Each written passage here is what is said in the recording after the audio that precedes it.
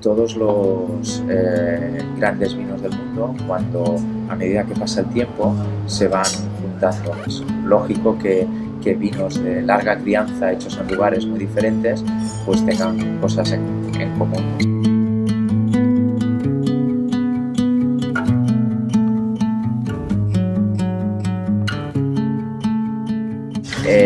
El cava era la bebida para brindar, ¿no?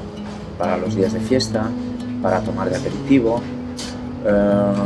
Era una bebida, aquí era así, fuera, porque tuve oportunidad de salir con el Instituto del Cava a hacer promoción del cava fuera, pues era una bebida percibida como una bebida, un sucedáneo barato del champán, porque creo que eso es lo que vendían los productores de cava, excepto algunas empresas muy concretas, y solamente en unos círculos muy reducidos que eran los grandes sommeliers de los grandes restaurantes.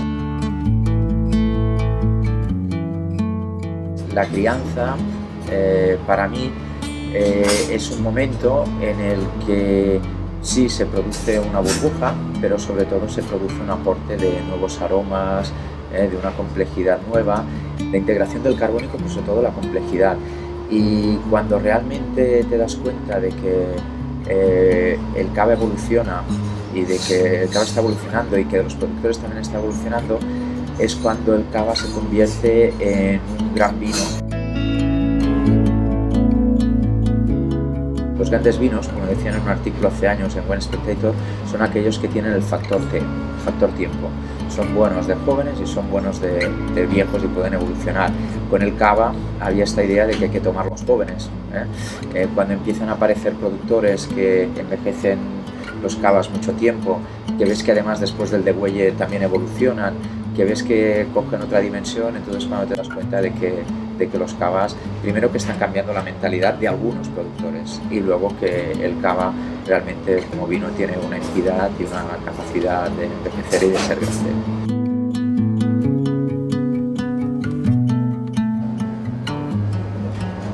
Más de 30 años que conozco Gramona.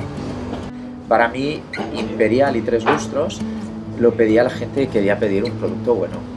Con lo cual, mi imagen es que era algo bueno, porque pedían, yo es que quiero un Imperial, un Tres, no querían el de la casa, querían una cosa especial y pedían esos. Y yo tenía cavas que yo creía que trabajaban bien para mis clientes, pero a mí el cava la verdad es que no me emocionaba demasiado, hasta que probé uno. Y no es para hacer la pelota a nadie. Pues es que lo probé una vez y dije, ostras, esto es otra cosa. Y se llamaba Se lleva alguien.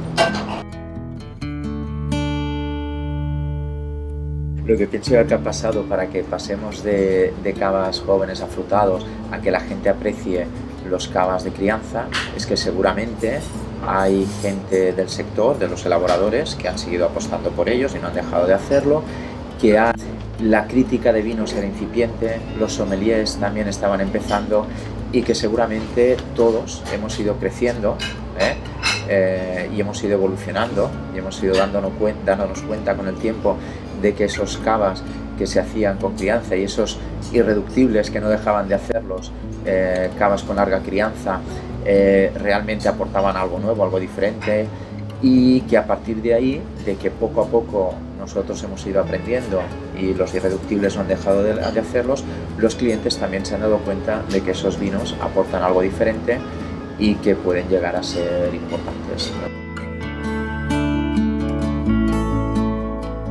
Que todos los grandes vinos del mundo, cuando a medida que pasa el tiempo, se van juntando. Cuando son jóvenes, pues es mucho más fácil ver las diferencias. A medida que van envejeciendo, es como un embudo, ¿no?, que van pareciéndose cada vez más. Y en ese sentido, pues bueno, es lógico que vinos de larga crianza hechos en lugares muy diferentes, pues tengan cosas en común.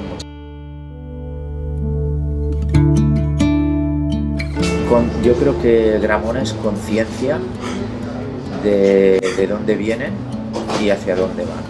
Lo tienen muy claro.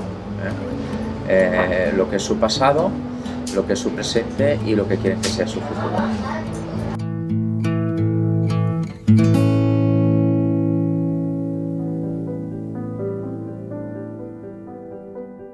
Gran cava y un gran champán van a la par. La calidad del vino está, todo es una cuestión de visión y de intentar hacer mejor todo nuestro trabajo para que la gente se dé cuenta del potencial que tenemos aquí. Cuando quieres pasar de lo fantástico a lo sublime, pues seguramente necesites de las crianzas.